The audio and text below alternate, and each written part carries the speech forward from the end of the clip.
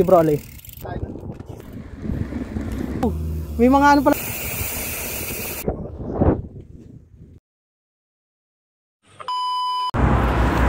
Recovery. Saan makinig-bike? Kapitahin mo na. Si Sir Manuel sa kabila. Punta natin? Oh, wala eh. Para ano? Ganun tayo tawid. Hey! Ride out.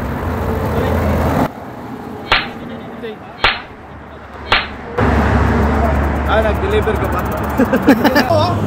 Wala. Kaso wala. May dadaan naman tayo. Yo, what's up mga katanod? This is Zero Tactical, kapayapaan po para sa lahat. Nagkataon naman na nagpalit ng day off si Sir Manuel, wala namang pasok si Alain, tapos ako at wala rin pasok si JM. Wala namang pinlano na kung saan magra-ride, pero bigla na lamang nag-decide si Sir Manuel na magpunta ng Durat. Mukhang hindi nagbibiro kaya nag-okay na ang lahat. Akala ko sa malapit lang kami magbabay. Wala naman kaming dalang mga tools. Meron lang akong dalang extra tube. Nalimutan ko pa nga dalhin yung mga patches ko. At yung pump lang ni Sir Manuel, yun lang. At buti nga sa ride na ito, naging sapat ang tubig na dala namin. Plano ko talaga noon na mag-stop over sa may bandang Awali upang makabili ng tubig. At sa sobrang excitement, nalagpasan na namin yung cold store doon sa may gas station. Grabe talaga. Mabuti na lang wala talagang nangyaring aberya. Naging masaya at makulit ang ride na ito. Dahil hamon ang lakas ng hangin na sumasalubong sa'yo. Sabay lusong at ahon ang dadaanan mo. Okay, ito na ang kwento. Panoorin nyo mga katanod. Konti lang differential nun eh. Jumeirah tsaka ano? Tayo na. Bagay. Bali mga katanod, dito ko na idinaan sa may loob ng Jed Ali. Tapos lusot kami sa may Sanad. Rekta kami pa, isri pa.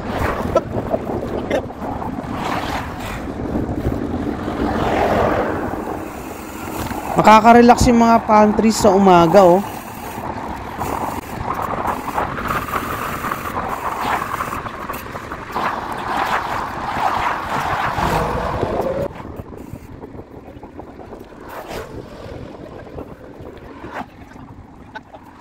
Maaliwalas at kalmadong ride ito.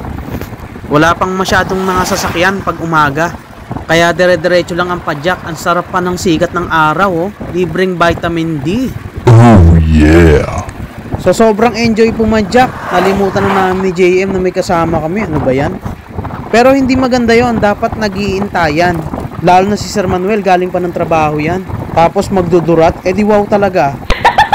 Pero buti na lang talaga nag-isapat yung tubig na aming dala.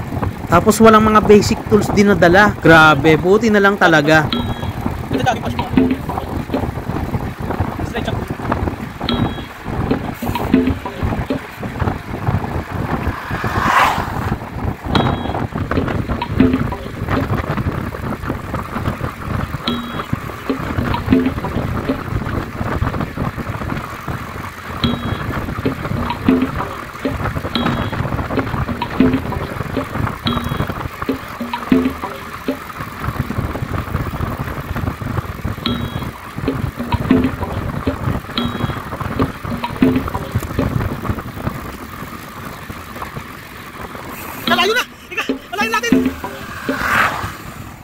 So sobrang busy pumadyak, napalayo na kami kay Sir Manuel at Alain. Ayan.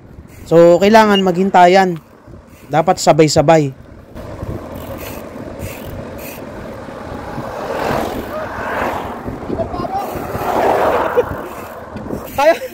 Ayan.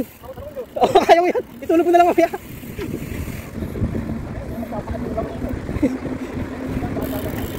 Oh, dahan-dahan. Pag-uwi naman, puro lusong. Pag-uwi.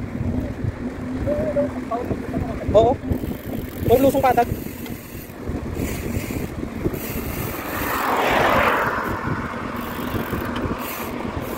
Wala ako ng video.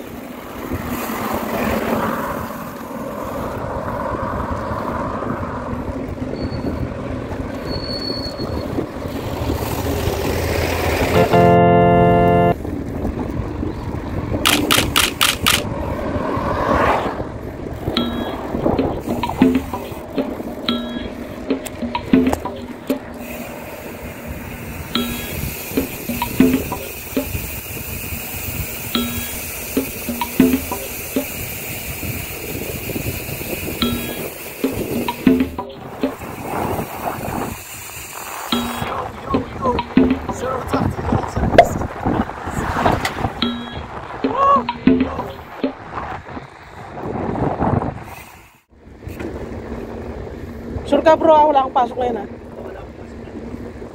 Ayos.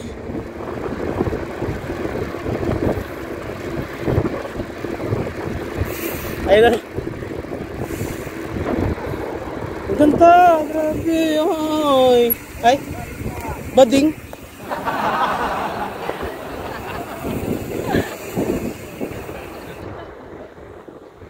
Stunning talaga yung mga nakikita ko. Napakaganda ng langit oh. Bughaw at yung mga burol-burol na yan. Ito yung mga kasingit-singitan ng Bahrain na ang sarap puntahan. Kaya nga naman marami nagka-camping dito pag mga winter season na. At ang dami naming nadaanan ng mga may nagka-camping, mga nakatayong tent at mga bonfire na iniwanan ng mga nag-camping. Pero sa mga oras na to may mga nagbabaklas na rin ng mga tent nila.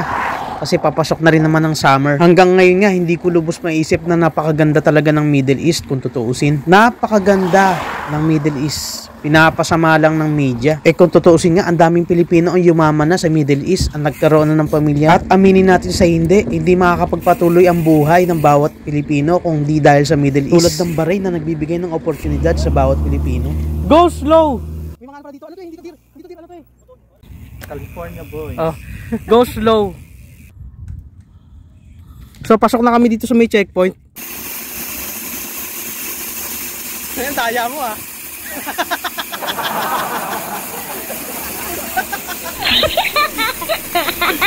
Hari ka ng free will ah, sir.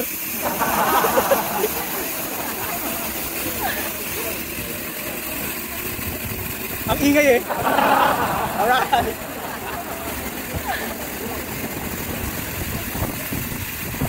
Continue straight. Wala na oh.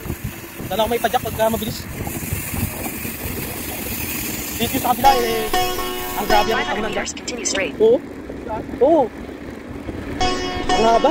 Tapos, oo, ang haba niya. Tapos, pagkatapos ng ahon, walking ano, ano lang, yung kabahan na ahon naman. Pero maganda siya kasi may bundok sa gitna.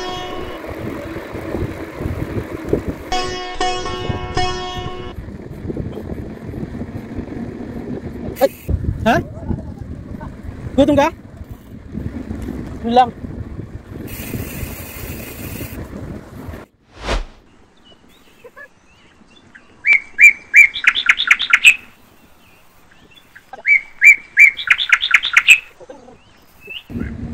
Inay! Inay ko! Kaya, wala ako sumunod. Inay! Inay ko!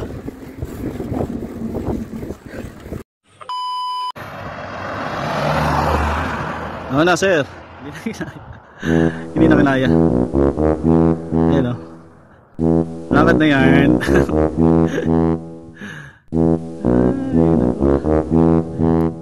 Yeah.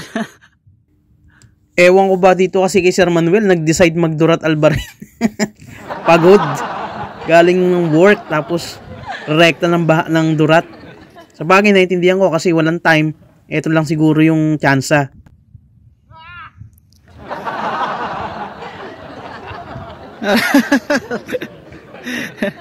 Lakad na, lakad.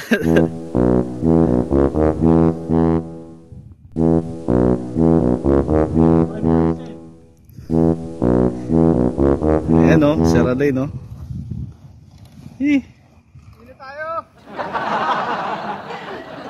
Kaya yan. Ah, sir.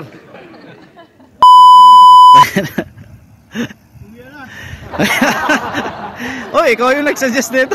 Suya na. Ikaw yung nagsuggest ah.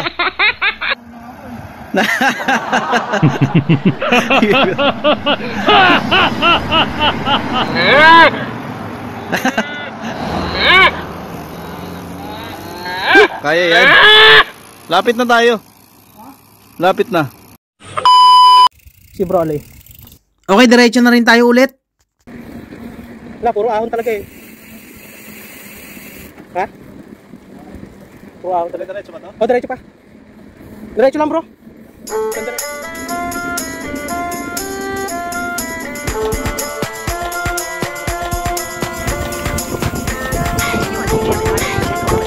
10 kilometer.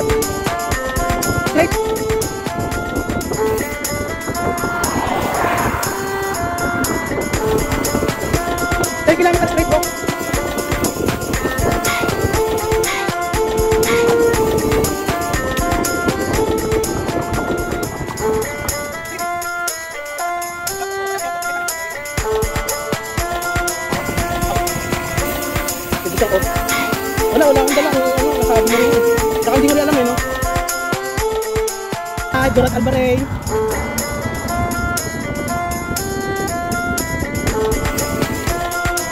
Dapat.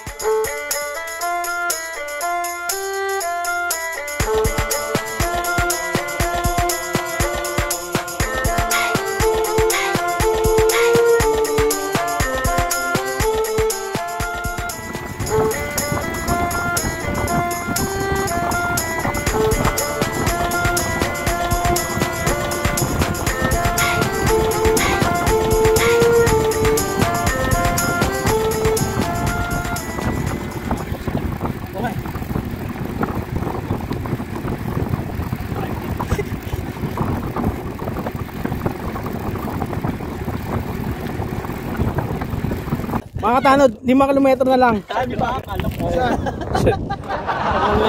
Eto na. Hay, sa wakas nakita ko na ulit. Kaso putok na ang araw. Mainit.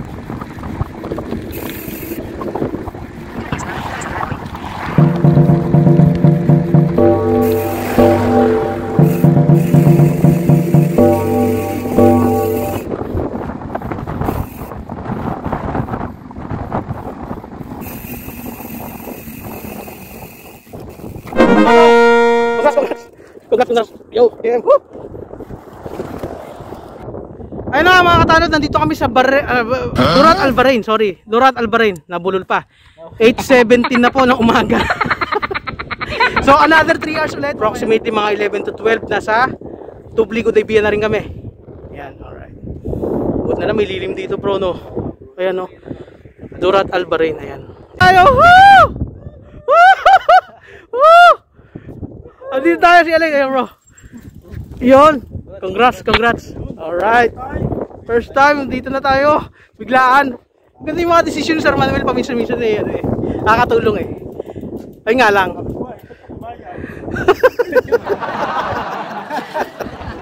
Ay, nilagpas pa tayo. Lumagpas pa oh.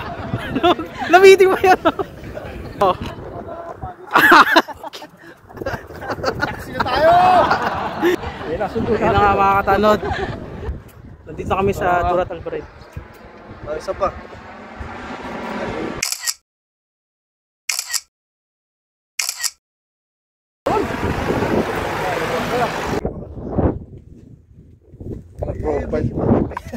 Mga katanod, pauwi na kami nito. Yan, maraming salamat.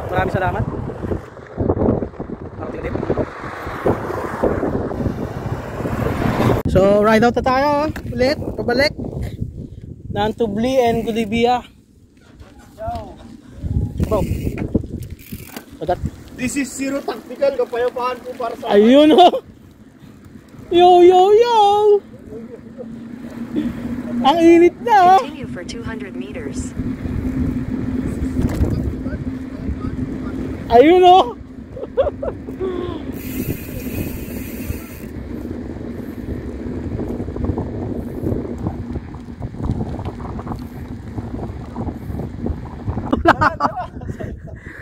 Sarap dito.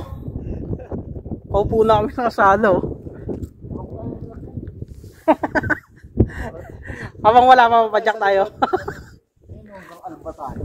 Paano tayo na likod? Oh, diretso Alba. Ayun o, tinawa. Pinilo.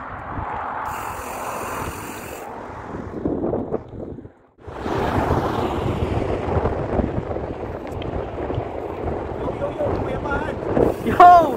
May papa sa lahat.